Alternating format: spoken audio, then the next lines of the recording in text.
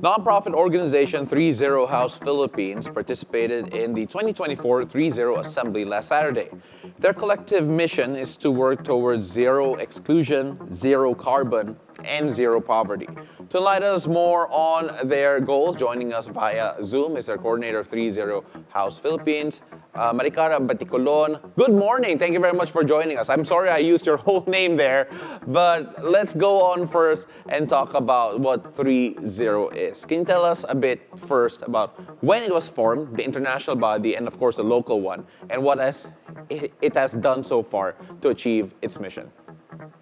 Thanks, Paolo. Good morning. It's good to come for this interview, right before your weather update. So, Triple Zero, as you said, it's actually a global movement with the Triple Zero Global Alliance, co-founded by two NGOs called ACTED, it's an INGO, and the local NGO here, Gawad Kalinga, which really aims to achieve zero exclusion, zero carbon, and zero poverty through three pillars. We connect different actors together, we unleash capabilities through different trainings, and we innovate by supporting innovative solutions that really accelerate the need for this triple zero vision to happen. Well, there was that assembly we mentioned a while ago.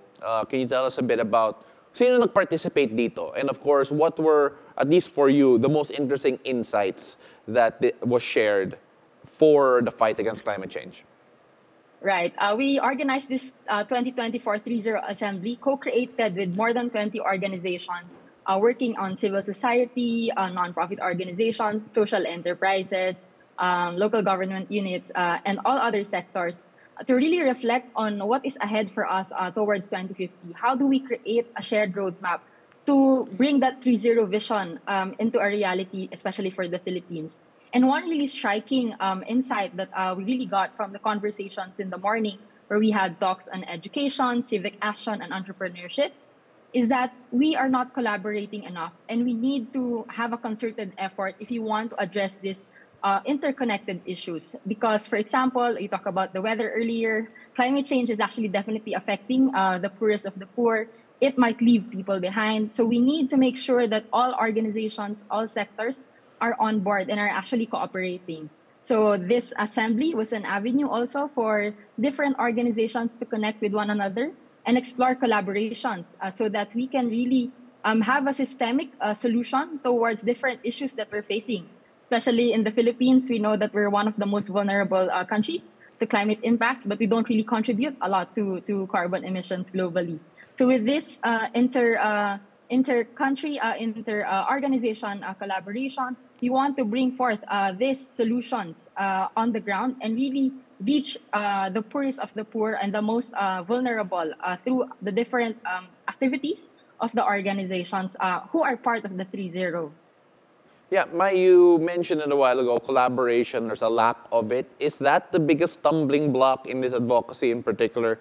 And of course, what can be done to address this lack of coordination? That's a good question, Paolo, no? Because one of the striking messages that was really put forth during the assembly was that in the work of sustainability, there shouldn't be competition. There has to be concerted collaboration between organizations. I know we actually see this, especially, for example, with private sector, with NGOs, let's say, competing for funding, or civil society organizations. But we have very big problems, very complex problems that we need to solve. And this is where there is openness, and we are really happy with the assembly where organizations were really so excited to work with others, because you have organizations, let's say, who have expertise in the education space, and they want to look at how do we reach more communities. And that's where the civil society organizations come in. And we have entrepreneurs who can bring forth innovative solutions in innovation to really catalyze action in these communities. For those who want to join 30, and of course, for those who want to help out in your cause, how can they do so? And of course, how can we follow the work that you do? Great. So we have our social media on Facebook, Instagram, and LinkedIn. So feel free to just send us a message. And we definitely love to have more organizations who believe in this 000 vision to join us. You can either be part of the signatories of our 30 Charter. All right, so it looks like we lost Mai Baticulon of 30 House Philippines, but then as she was mentioning, Mai is back. So Mai, Sorry, you got cut off there just a bit. Could you kindly repeat that just so everyone can go and check you guys out? So you can message us on our social media pages, 30 House Philippines. And we definitely love to have organizations who also believe in the same vision. So how you can support is definitely by sharing also your capacities, resources, whatever your expertise is, you are welcome here. And if you are an organization who needs help, feel free to also send us a message. And we would love to see how we can mobilize the local community here in the Philippines and also link with other 30 houses globally. Mai, before we let you go, a final pitch to those who are thinking about it, but then may need a little nudge to come in and actually help you guys out. Why is this important? If you feel that sometimes you are alone in this mission, the 30 will show you that we are all in this together, and we actually have a lot of organizations who are really hopeful and working towards it. So hopefully we get to see you in the next 30 events. Ayun, para kay Mai Baticulon, 30 is the one. Maraming salamat, Mai Baticulon of 30 House Philippines. Thank you, Paolo.